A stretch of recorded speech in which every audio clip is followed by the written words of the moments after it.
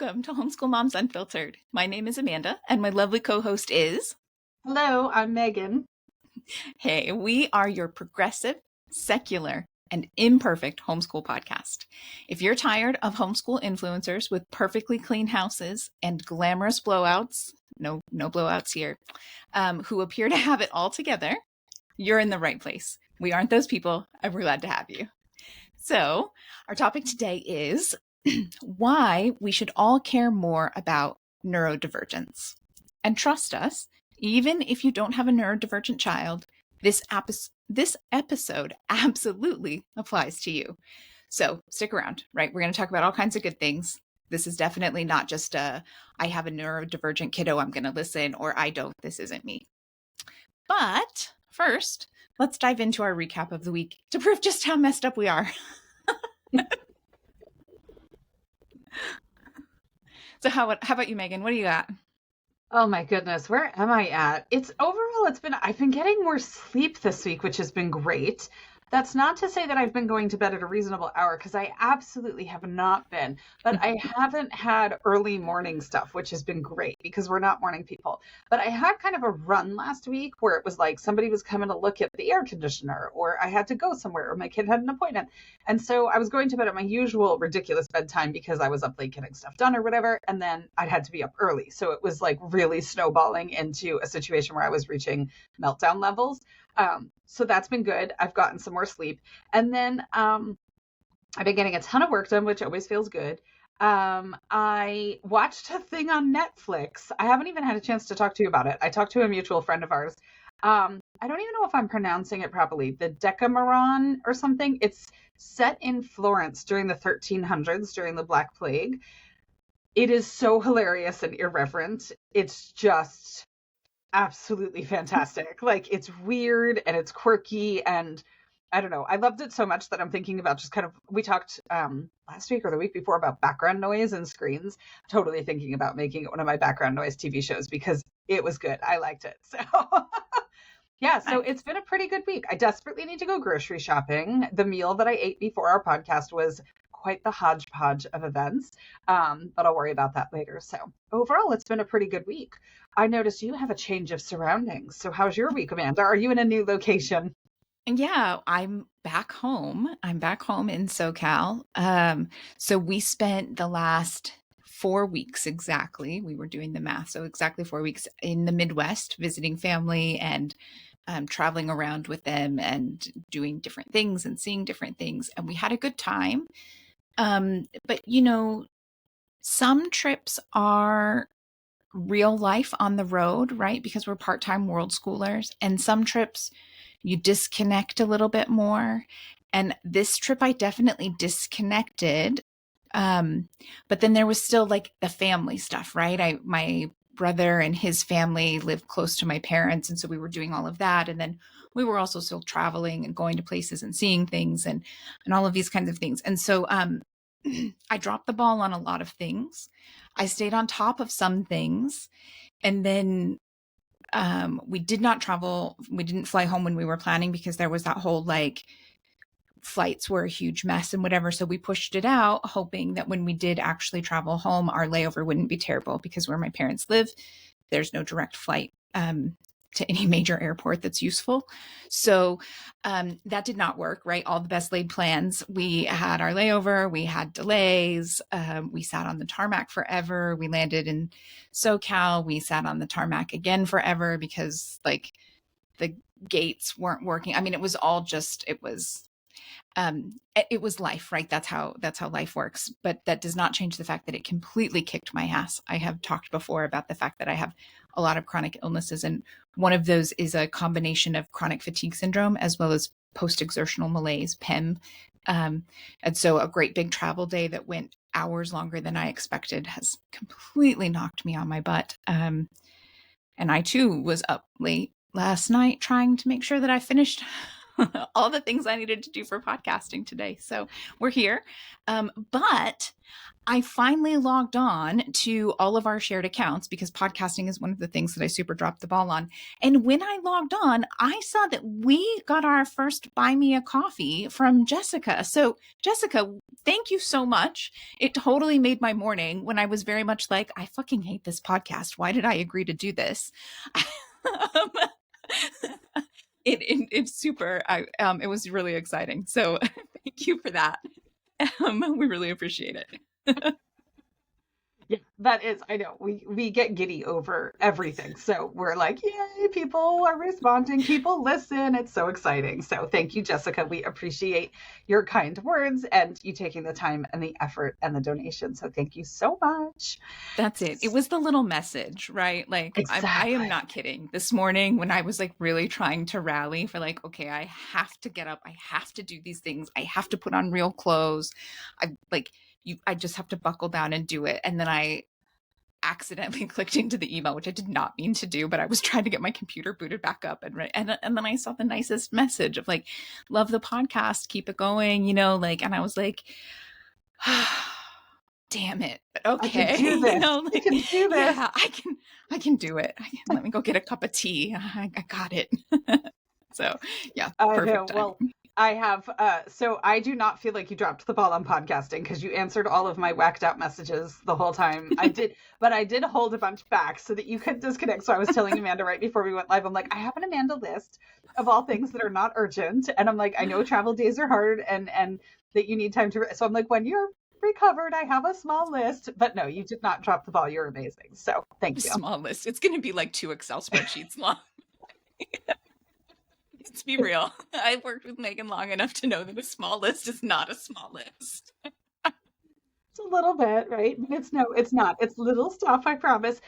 Yeah, so it's all good. Including if this makes you feel good, one of the things that's on there is taking a holiday break and some ideas for content during the holiday break that we could like pre-record. So look at that. There's a break. There's a break on the horizon, right? Because everybody knows during the holidays, all of us are like, it's just too much anyway. So it'll be good.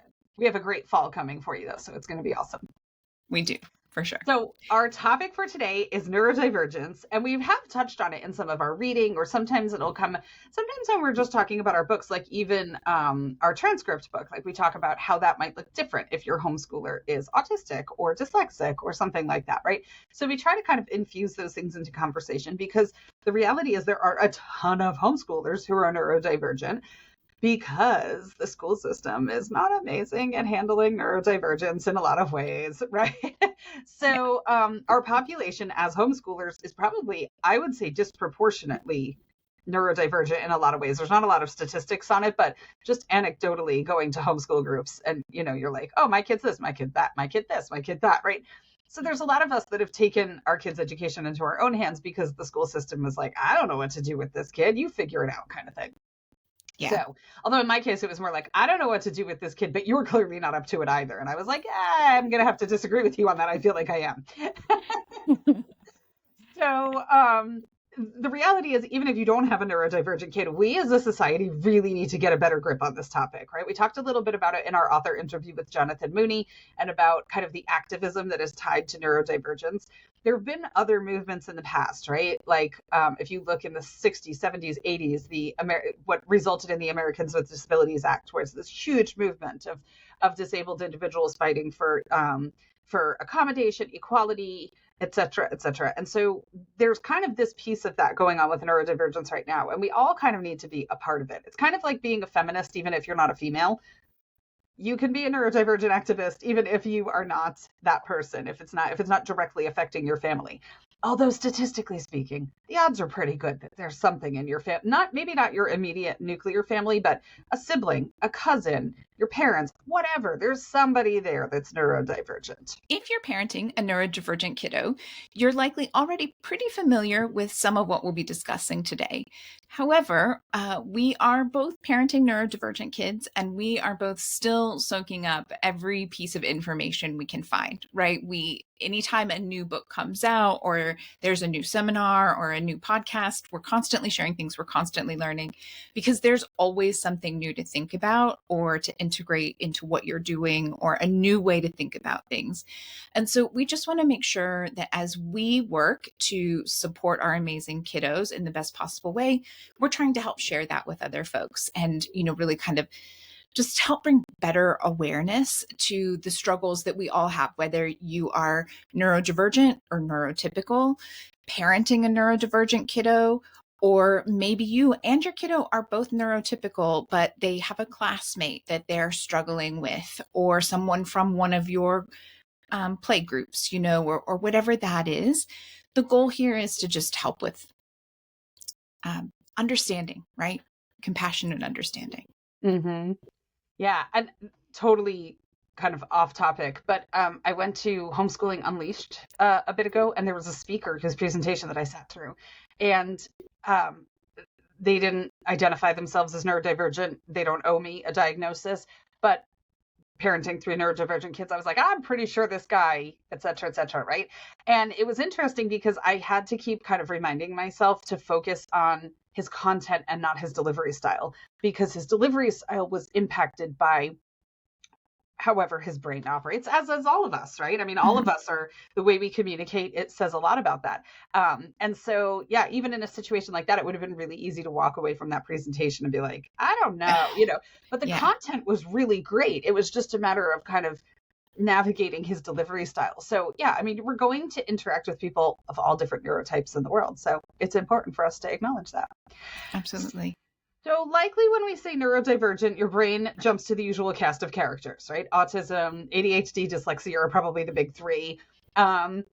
And if you're pretty immersed in that world, you might also branch out into like dyspraxia or sensory processing disorder or dysgraphia, right? There's a bunch of others that are in there, but there's some surprise ones too. Yeah. So would it surprise you to know that the diagnoses of traumatic brain injury, Tourette's, and giftedness are also considered neurodivergent? The neurodivergent umbrella is far reaching, but at its core, it simply means a person's brain is wired differently. It makes different connections than what we consider standard or typical. Not better, not worse, just different. So one of these days, we're actually going to do the book called Differently Wired for our book club. I'm going to make Meagan do it. It is easily one of my absolute favorite parenting books. It changed so many things for me. I have a few. I only have a handful of parenting books that I'm like, these are so important for people to read. And this makes my list of top 3 parenting books. So that idea, differently wired, right? Again, it's not better. It's not worse. Everyone has strengths. Everyone has weaknesses. It's just different. Mm-hmm. I do. I love that book. I'm totally game. I'll reread it anytime you want.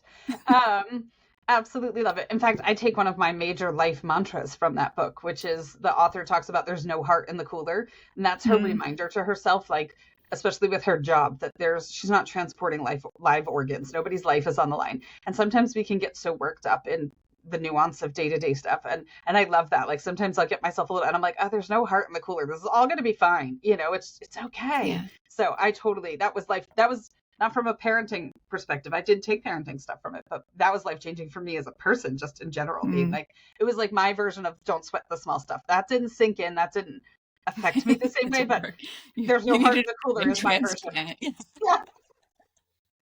Yeah, exactly. That's my don't sweat the small stuff. So we have a lot of info to share today, but before we dive in, we want to take a moment to thank our sponsor, Hub of Curiosity.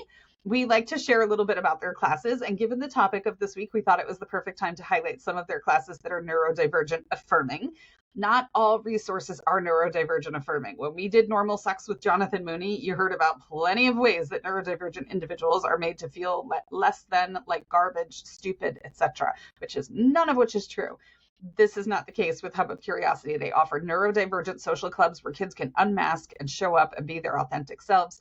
They offer ADHD body doubling sessions, which are amazing for task orientation, and they're led by neurodivergent educators, which is huge.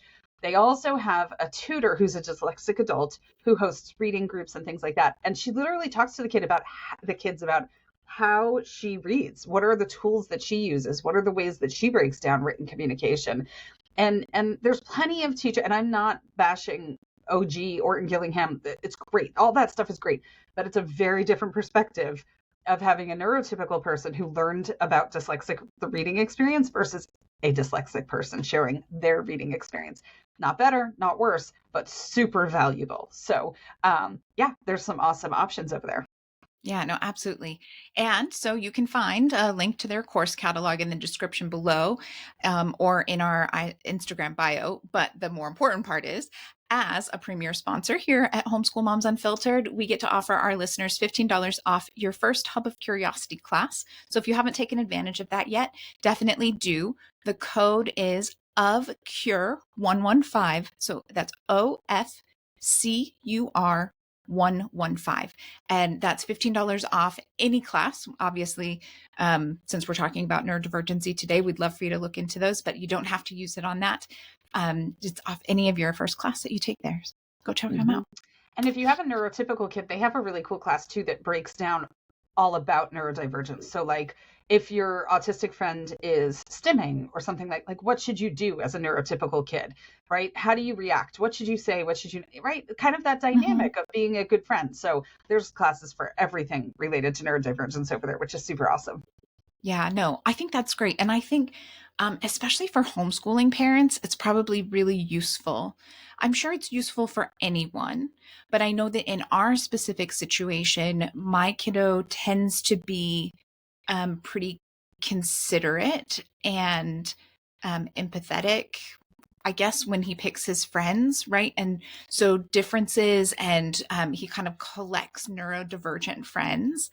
And so he's understanding, but he doesn't have a lot in his toolbox, right, of how to help with that. And of course, we talk about it, and we go over different things and all of that.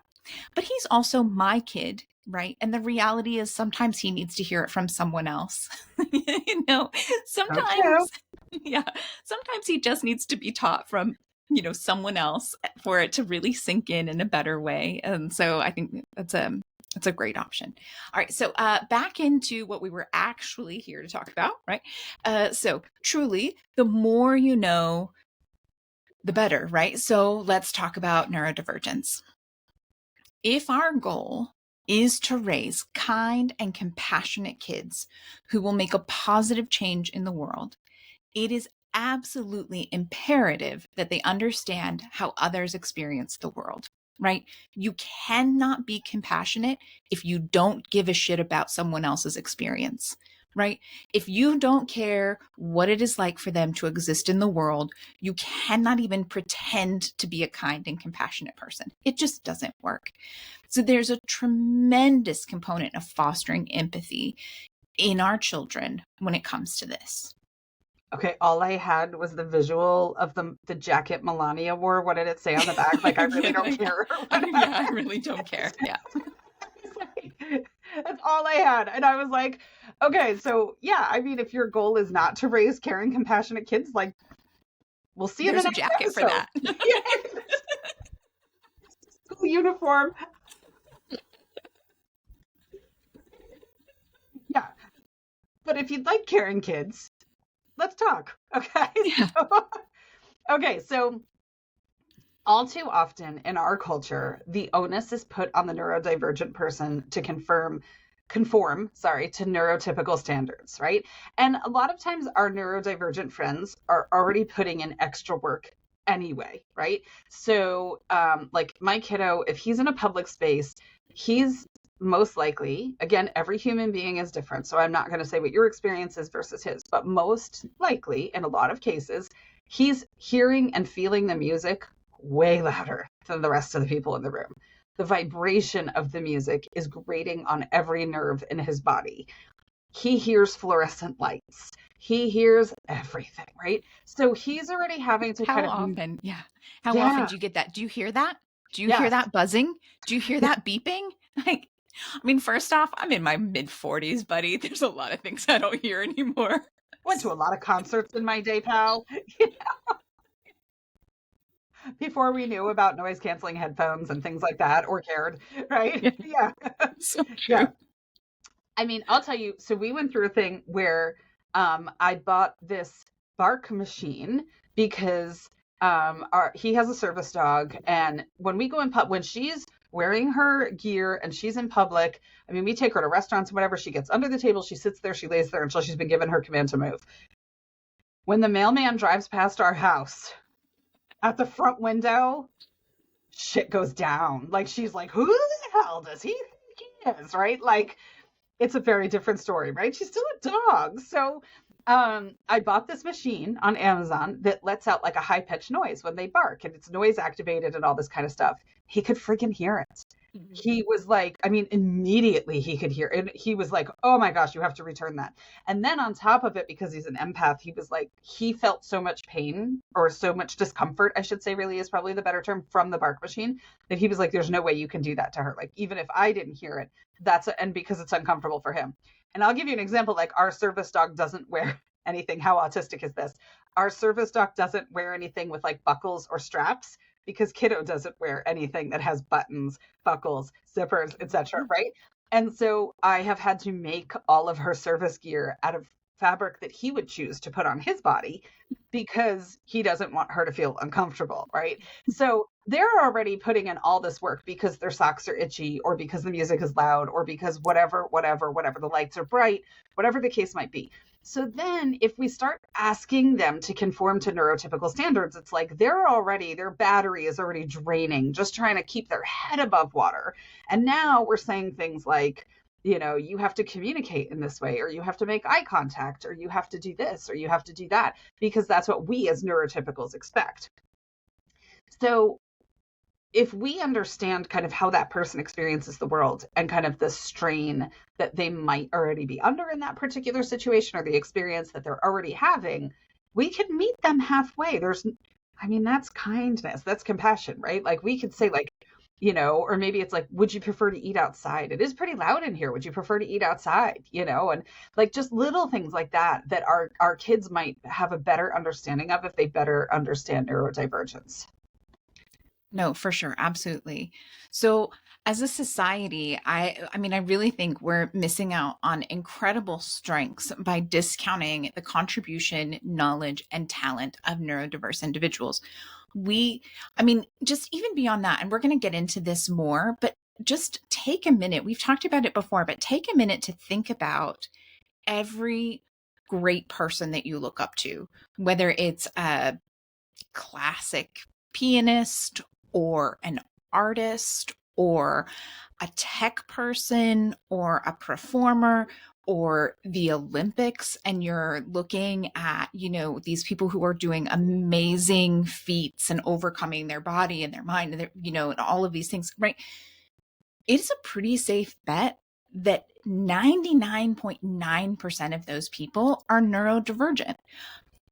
And we don't want to think about that because they've succeeded, and we hold them up as a pinnacle of like success. And so success and neurodivergence don't go hand in hand in our society. And no, that's not the narrative we've spun.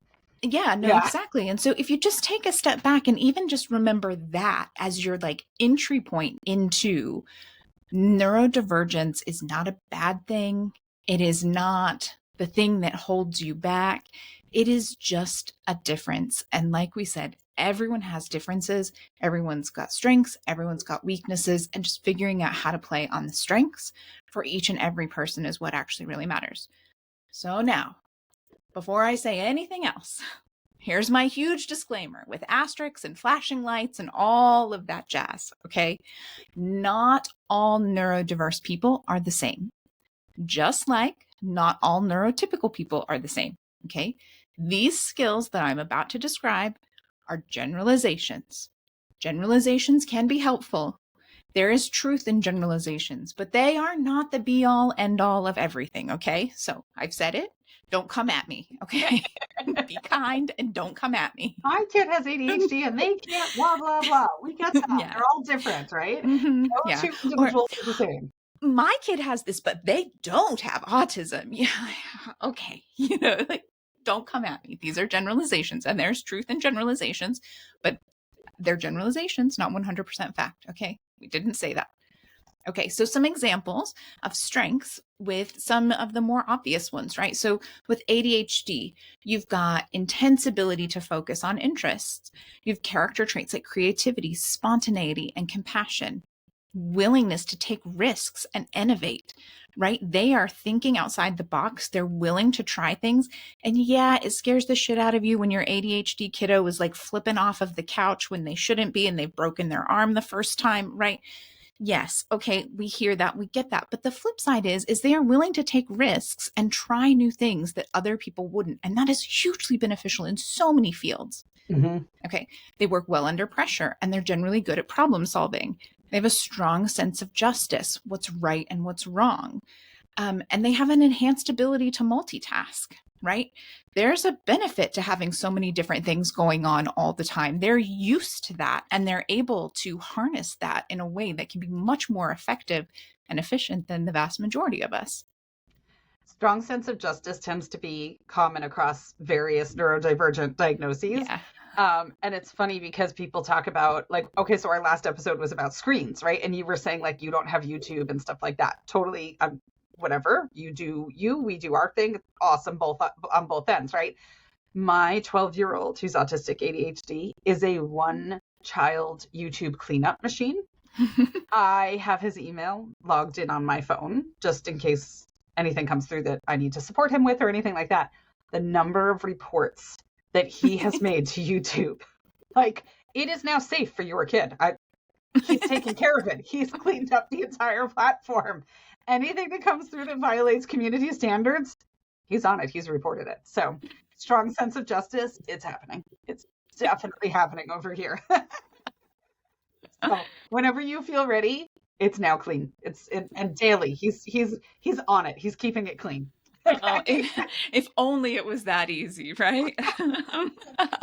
Exactly.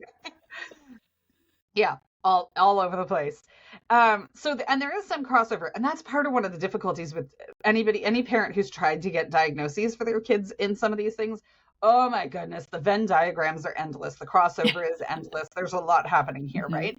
So, talking about autism, right? Strong memory for facts and figures. There's a girl, I'm terrible with names, but she's on Instagram, and she has like a very large following on Instagram. She's a girl. She's got like mid-length blonde hair. And she posted a thing recently that said like, I didn't get the trains version of autism. I got the dog version of autism. And she was at a dog show and she knew every dog breed, every fact about every dog. Like, that's her jam, right? And so that ability to go super deep and know all of that, and just, it's so much fun to watch somebody like that go when it's their topic and to just like revel in their thing. So it was a really cool video. I liked it. Enhanced perception appreciation of sensory information. So you notice the wording there, right? Like, it's not like noise bothers them, right? That's not it. It's enhanced perception. There's ways that can be super beneficial, right? There's career options. There's ways that can be pivoted into a skill. But yeah, there's a huge appreciation of sensory information. My kiddo, his sensory input is like easily 100 times what mine is. Like, and yeah, I like to use the word pendulum shift when we talk about some of this stuff, because yeah, you can harness that for good. On the flip side, there's not a pain medication in the world that works on this kid because his sensory input is so strong. So, I mean, we've literally been on like a Toradol drip in the ER for an ear infection. It's gotten so bad. So I'm not saying it's all great. Like, there are going to be sensory challenges, right? But it's there. It can be a skill in some ways as well. And I would say, just to like kind of piggyback on that, it's another great example of why it is so important as parents to support your kiddos when people say, I don't think it's worth getting the label. I don't want them to be labeled. I don't want the diagnosis, because there are downsides, and not to be, some crazy doom or gloom, but the reality is a lot of neurodivergent people who are not helped in a productive, effective way will turn to self-medication in one way or another. And we as a society, right, we have seen how much that can spiral out of control really quickly nowadays. And so, it's worth remembering and keeping in mind that there are healthy, constructive ways to deal with this and to be aware and to educate. And then, when you choose, it doesn't matter what you're talking about, right? We could go off on all kinds of subjects and topics that if you choose not to educate your kids about it, they may end up taking the really wrong path, or making some really poor choices, trying to self-educate and self-medicate and so let's support them. Now's the time. Now's the time to support them and educate them. Well, and I can't even tell you how many times, like if my kid was having an issue and we're somewhere, that I just need to say, he's autistic. And people's willingness to help or willingness to just let me do what needs to be done or let me tell them what I need, it's helpful to be able to say that. Like it really, really is. I mean, we had a situation, I don't remember if I've ever shared it on the podcast. We were getting ready to board the boat to the little ferry to go over to Alcatraz in San Francisco. And they wanted to put a hand stamp on my kiddo. And from a sensory perspective, that's not happening. There's never anything that's going to stamp on his body. No face paint, none of that stuff, right? And I said to the guy, it was a security thing, right? When you handed in your ticket, you went through security. They stamped you so that you knew you went through security. So I understood the need. It's that security process. I totally get it. I said, can you stamp my hand twice? And then, if anybody says anything, I'll no. And I was like, can you please? Like we'd made these reservations ages ago. There's this line of people behind you. Feel like this, like, what do I do in this moment? I was like, he's autistic. Boom, done. Oh, no problem. Stand over here. Wait in this pre-boarding area. No hand stamp, nothing, right? So sometimes there is that need for that diagnosis to just get what you need in that moment to accommodate your kid, which is a huge part of what we do. So yeah, diagnoses are amazing. They're hard to get and they're expensive to get. That's a soapbox for another day. But yes, it should be so easily accessible for people, but it's not. And not just here. I will say, not just here.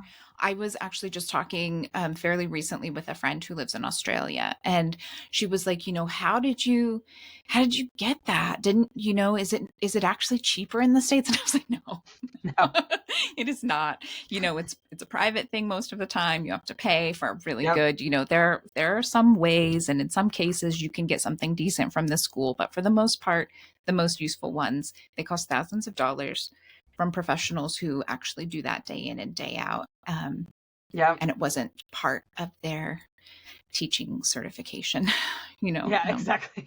Right. Yeah, 100%. Well, it's interesting to know that it's like that in other places too. It makes me feel slightly less hostile about how poorly we serve our, right. At least I know it's not just us. Yeah. Other traits that might be commonly associated with autism might be things like logical thinking skills, deep focus when they're interested on something, which is a huge reason why when I'm in an autism and homeschooling group on Facebook, and people, what curriculum, this, that, and the other thing. Not all, never all, right? But not all autistic kids, a ton of them are great unschoolers because they love to go deep. They can memorize. They're excellent at pattern recognition. There's all of this stuff that's there. And I let mine go, and it's endless what he has done. I couldn't have even kept up with him if I was trying to dole information out. I would never have been able to keep up at the speed that he went on his own. So it's there. Pattern recognition is huge. Sense of justice is typically in there as well. And we talk a lot about autistic people, quote unquote, needing routine. A lot of times, if we kind of, again, depending, but a lot of times autistic people are great at forming their own routines, right? Like they've developed their own sense of whatever, right? And they've got rhythms and patterns and things like that. Which if you are in again, thinking adult world, thinking corporate world, thinking, career prospects, if it's something where developing schedules and routine is part of that, I mean, look at the logistics of like scheduling airplanes or something like that, right? Oh my gosh, autistic person's dream in some cases, right? Depending on how they're, what their particular interests are and what their particular skill sets are, since each person is different.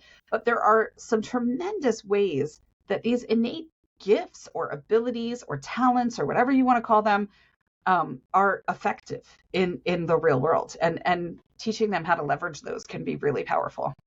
For sure. Science lab work. I, when I worked in a research lab, I was not in the actual research lab, but in the organization that did a bunch of research, right? I mean, that, like the schedules and that it has to be, and the samples have to be checked at this time and these have to be done and this, that like, that was like, it was their jam, right? I knew so many folks who were somewhere on the spectrum, and and they were good at it, right? I mean, Mm-hmm. it's one of those examples. If it lines up with your interests, there are plenty of options out there. Go rock that Yeah. thing, right? Yeah, Temple that's it. Grandin is kind of a controversial figure in the world of autism for her thoughts on ABA therapy and things like that. But she makes comments about like, without autism, there's no Silicon Valley, right? Mm-hmm. Without neurodivergence, there is no tech world, right? Mm-hmm. This is Or that medical neurodivergence is, advancement. yeah, I mean, we'd all still be dying from cancer and, all these having other things, leeches right? put on us. Uh, no, for sure. Okay, so another one that we have talked about before, right? Because we did normal sucks, and so that was definitely part of this. But dyslexia is another one that is hugely misunderstood, right? People often just think, well, dyslexia, it means they can't read, right? It's not that simple. It's not that straightforward. Um, and there are plenty of good things that come with it. So some of those are enhanced spatial awareness. We had talked about this in a previous podcast. A lot of great athletes are actually dyslexic as well because they can see patterns. That's another thing that they can often, see better. Strong visual memory. All of these things come together to make them like just really great at sports, especially team sports. You have character traits like observant, empathetic, and creative. They are oftentimes big picture thinkers, right? Because of the way that it's hard to look at the individual letters, this idea of like being able to look at the big picture and really pull the things out of it that matter and put back a big picture that's even better. It's really strong here. They have excellent problem solving skills and usually strong communication skills. Their verbal communication skills are usually amazing, right? And this is one of those examples. There are lots and lots of options out there, technology and things like that, that can help you translate that into the society that we live in. Just because dyslexia and reading and possibly writing, for a lot of dyslexic learners is challenging. It doesn't mean you can't use speech to text. I think everyone knows how to use it on your phone, every words processing system, like there's so many options. It's, again, you do not have to focus on just the bad, right? Mm-hmm. It's silly. It's silly. There's nowhere else in life that Yeah, we look at something and we only think about the bad, right? yeah. Like there's nowhere else in life that we do that. Don't do it here. I follow a bunch of neurodivergent creators on social media, and some of it has come from a communication connection that I've made with my youngest kiddo, where he'll send me stuff. He sent me one time where it was like 6 different audio tracks that were all playing at different volumes, speeds, and pitches, all overlaid. It was chaos. And he said, this is before he started taking meds. This was a while ago. And he said, this is what it sounds like in my brain. And I was like, oh my gosh, that was so helpful. It was like a 15-second track on YouTube Shorts. Mm-hmm. Thank you, right? But I follow, so, and through that, I've ended up following a bunch of neurodivergent creators because he and I kind of have this connection where we send stuff back and forth. And there was one guy who was like, yeah, I show up to work late and I don't get things done on the deadline. But he said, when you're interviewing a person, if you let me sit in, I can read that person 100 times better than you can, right? This ability to read someone. And so he's like, that's my strength. And so if you'll just, acknowledge the fact that I'm going to show up at 9:15 every day, then I can help you with my strengths elsewhere. And it's totally okay. There's a really cool video online too. I love this big picture thinker. It was how Richard Branson, who is dyslexic, started Virgin Airlines, where he said he was on a flight. He was going to, and I love his honesty. He was going to hook up with some girl in like the Bahamas or something. Very Richard Branson, right? And his flight got canceled, and there was no backup flight. So in the airport, he went and found a plane and a pilot and whatever, and chartered this flight. I guess he had money at that point from something else already, so he was good. And he paid the charter flight, but there were a bunch of other people who had then gotten stranded on the same flight that he was meant to be on. So he got like a poster board and a marker and put like, alternative flight to the Bahamas, like $40 or whatever, charged these people, and that was it. And like the next day he was like, why can't I do this? And he called Boeing and asked them if they had some used 747s like the next day. And they were like, Mr. Branson, we're going to have someone call you, and that was it. That's how he started Virgin. I mean, talk about big picture problem solving, I'm like, Mhm. I love it. Mhm. It's pretty awesome. And the thing is, you show me a neurotypical person who in that situation would be like, you know what, I think I'll buy some airplanes and just start my own airline company. Like that is not how like you're like, damn, this delay sucks. Like I'm never flying American again. Like you are not like, oh. Not that level of thinking, right? And it's not better or worse. It's just very different, and we need different thinkers in this world. Mhm. So it's great. Yeah, All we right, so cannot all be starting our own airlines, but we also don't have to look down on the people who see the world that way. exactly right, because a bunch of people got to the Bahamas that day. Maybe they had hot girls to hook up with too. Who knows? Or guys. Okay, let's not discriminate. Okay, very true. True I story, might, right? yeah. Yep. We'll travel for whatever, Mhm. So, why is all of this important? Okay, so sometimes just being knowledgeable about something is important because sometimes you have great intentions, but they just need a little bit of fine tuning if you understand the world that you're operating in a little bit, right? Okay, so I have a friend from the co-op that I went to when we lived in North Carolina who has an amazing autistic kiddo, and she puts her head in the sand for the entire month of, I think it's April, right, is Autism Acceptance Month, and she just puts her head in the sand and is like, I'm just going to forget that it exists, right? Because there's so many well-intentioned people out there, and then there's a bunch of people that don't have great intentions too, who are just spouting off about all of this stuff. And it's like, it is her entire existence, right? Her kiddo needs a lot of accommodation and a lot of support. And she's the sweetest, most amazing kiddo. But this is a huge, huge component of this mom's life. So here's the deal. The puzzle piece has become pretty synonymous with autism. You probably see it all the time, right, Amanda? Do you see it on bumper stickers and t-shirts and whatever?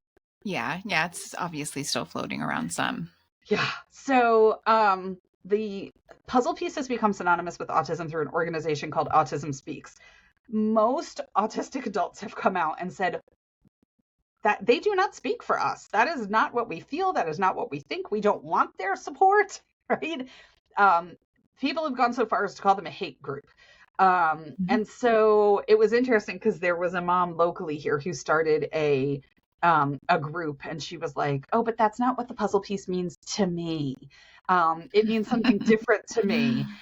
And she has an autistic kiddo, and listen, that's your experience. You get to, but I'm like, at the same time, that's kind of like really sticking to your guns in this day and age of being like, no, the swastika to me means health, luck, success, and prosperity from the ancient meaning of the swastika. And I'm like, right, but can we all just agree at this point that unless that's like your heritage faith, the swastika has been hijacked for nefarious purposes, right? And the puzzle piece kind of means the same thing. So even if that's not how you interpret it, it has become a really ugly symbol in the world of autism.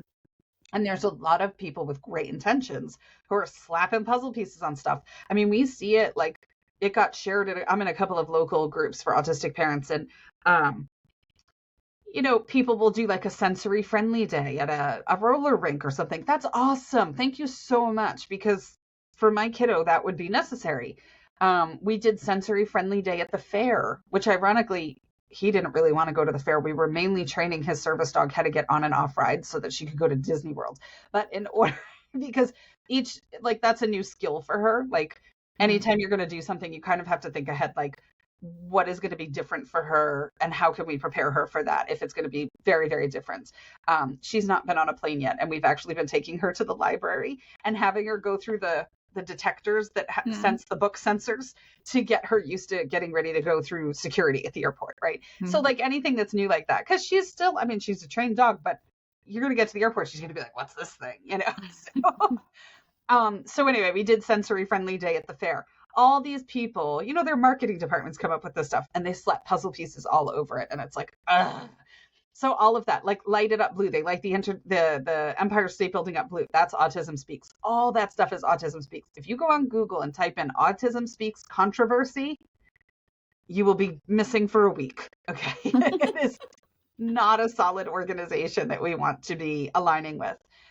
Aside from that, let's say you teach at co-op, right? I mean, I always taught at co-op, and mainly because my kids got to register for classes first. Educators had like first pick at classes, so that's why I taught. But for example, there's the thing of like singling a kid out. And yes, you have amazing intentions, but sometimes you're still inadvertently making that kid feel othered.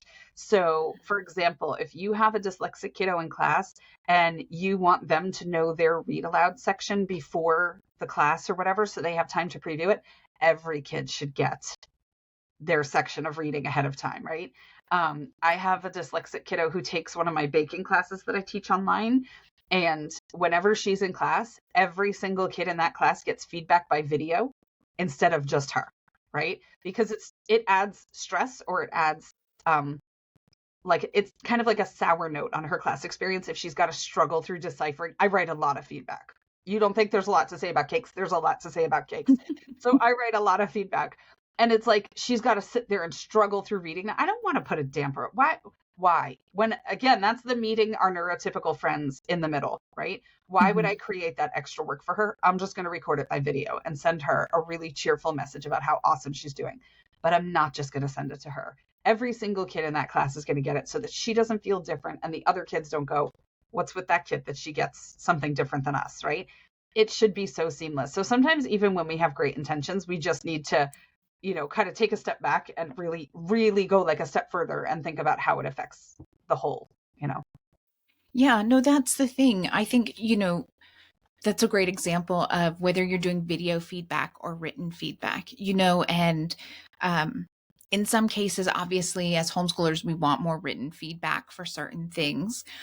But there are other things like the letting kids know when they're going to read that is an easy change to make day in and day out for all of the kids in your class. And it's not just about whether or not they're dyslexic or they're this or they're that, right? I know my kiddo has slow processing speed and slow working memory, and he very much benefits from the like knowing which paragraph is going to be his, because if they're immediately called on in class, or like even that idea that like we call on kids and they have to be able to answer right away. You don't have to have a specific diagnosis of something for that to be problematic. And why? Like where is the value in making kids feel bad about themselves while they're supposed to be learning? Like there's no value. And there are these like really small little things that are like, oh yeah, that makes a lot of sense. I mean, when was the last time you were in a meeting for work and the person presenting started like pointing at people and saying, you tell me the answer to this? Like, that's not how it works, because you're a grown up and you realize that some people know and some people don't. And like, you get nothing out of like embarrassing people on the spot. Okay, look, there are some awful bosses that do get something out of embarrassing people on the spot, and we all know that they're awful bosses and they're awful people, and we don't respect them. Like you don't teach that way. If you don't like a boss that treats you that way, like don't be the teacher, don't be the person doing it. It's pretty easy.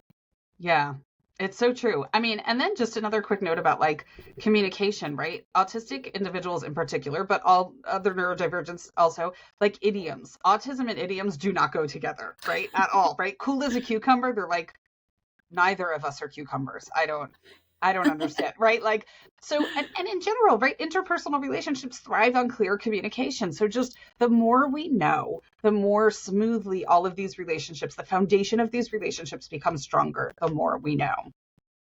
Another reason why this becomes so important is because it is, if you have a neurotypical kid or a neurodivergent kid, we must acknowledge that the playing field is not level, right? And listen, we're a progressive podcast. We're going to let you know the playing field isn't level on all fronts, right? Women don't make as much as men. Acceptance to college is, the playing field isn't level in most places, right? And we're working towards equality on so many fronts. But for neurotypical, for neurodivergent people, especially in the workplace, it can be very, very challenging, right? ADHD individuals are 30% more likely to have chronic unemployment issues. The rate of unemployment for dyslexic individuals is even higher. It's about 45% in the US, at least nationwide. Studies have shown an average gap of 30% between autistic employees and their neurotypical counterparts. I don't know about your previous career life, Amanda, your spouse's previous career life. Like, I know for my husband, a ton of work is schmoozing, right? It's Yeah. dinner, it's drinks, it's golfing, it's this and that. Guess who's going to potentially struggle there more than others? Mhm. And how is that going to, it trickles over into so many things. It's up for our kids to kind of start to close that gap a little bit as they come into the next generation, as they become people in the workforce, people who are hiring managers, people who work in HR, all of these things, to kind of close that gap and to understand the innate talents that people have and to hire for their talents and to meet them in the middle. It's such a huge thing for our world to grow and for our society to kind of close in that gap a little bit, which is great. Yeah. Yeah. So, all right. So that kind of wraps up our main topic for the day, but we'd love to extend an invitation to you. If you're not already part of our Facebook group, come and join us. If you search Homeschool Moms Unfiltered, you'll find 2 pages. You'll find our public page, and then you'll find our group. You can join the group. We chat about all things homeschooling. We have some fun. Bring a friend, the more the merrier. There's so many homeschool groups out there, and some of them have really toxic environments. I just unfollowed one this morning that I was so over. I'm like, I'll stay in it because I like to be able to like share the podcast there sometimes or whatever, but the environment is just so terrible. And so that's not the environment we are building. So come join us, have some fun. It'll be great. So, Amanda, we've got our next piece. You've got a recommended resource for us. Here we go. Recommended resources. Do you need more homeschool supplies? No. Are you going to want these anyway? Absolutely. Yay. What you got for us? So this one is actually a little different. All right. So this week's resource is a free webinar that I am presenting as part of the Bougie in a Backpack Virtual Travel Summit. Okay. So it's this weekend, August 9th to the 11th, 2024. I'll be presenting Homeschooling Around the World on a Budget. So it's a talk aimed at inspiring you with some world schooling ideas and specific suggestions, both for keeping costs down and resources and curriculum that travel well. The link to register for free can be found on our social media pages and probably in the podcast description here below. But if you're listening to this after mid-August 2024, be sure to check out our website or social media pages for ways to access the presentation and the free resource guides that I talk about. They'll be available for subscribers and followers. So there'll be a way for you to access it for free if you miss the free window.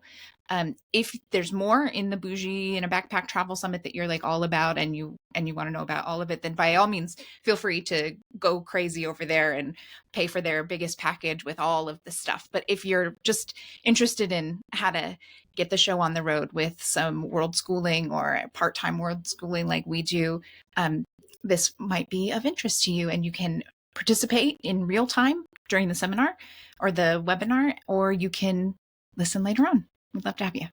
I'm there for it. I'm super excited. I am up for any travel adventure all the time, and I'm always looking for tips because we are not mega millionaires. And so any way that I can make travel more accessible and less expensive, I'm in. So I'm excited. I can't wait. Yeah, no, that's it, right? And that's what I really talk about. So the reality is sometimes things are expensive. I'm not going to lie. We did a 3-week trip. We went to Lapland and we did Santa Claus World and Paris and Belgium, and we had this amazing, and it was a stupid expensive trip, right? There's no getting around the fact that going to Lapland, like, it's just, people are like, how do I do it on a budget? And the groups are always like, Finland on a budget's not really gonna happen. Like it is what it is. And you have to pick and choose where you're gonna spend your money and how long you save for these kinds of trips. But there are other things that people think cost a fortune and they don't, right? So we did a month in Ethiopia and Madagascar, and for an entire month, airfare, hotel stays, tours, trips, all of the things, food, all of it, an entire month, it was under $3,000 for two people, for me and my kiddo, right? And most people would assume that it was significantly more. Right. I kid you not, I went to the dentist right before because I was like, oh, I have a little bit of a broken tooth, like a chipped tooth, and I want to make sure I'm not going to have any problems while I'm traveling. And they were like, oh, we could start on it next week. And I was like, actually, I'm going to be out of town at the end of next week, and I don't want to do anything to it. Like, if it doesn't have to be messed with, I don't want to do anything before I leave the country for a month because I'm going on this amazing trip. And I kind of told them about it because I was really excited, right? And they absolutely got the wrong impression. And they like gave me this like medical treatment plan for $18,000. I was like, do you know how many times I could travel around the world for $18,000? Like, this is not like, so yeah, my goal is definitely to help inspire people and help them see like you can see amazing things and do amazing things, and it actually does not have to cost anywhere near what you think it does. Mm-hmm. Yep, I totally agree. So we travel a lot, and it's always on a dime. But I'm looking forward to your tip because I'll incorporate them with what I'm already doing, and I'll get even better at it. So I'm super excited at it. Yes. Very cool. All right. So I think that pretty much wraps up our episode today. Thank you so much for joining us. And I'm going to wrap us up with our mantra for the week. So, homeschooling, where empathy grows, differences are celebrated, and inclusion is a way of life. I love it. And I will speak on behalf of our viewers and say that I'm very happy that you didn't quit the podcast this morning, Amanda, because I had a lot of fun chatting about neurodivergence with you today. So I'm very glad that instead you made a cup of tea and slapped on some makeup and came to chat with us. Pulled up my big girl panties and showed up. But we all have those days. So we do. Have a wonderful rest of your day, everyone, and happy homeschooling. Yeah. Have a great one.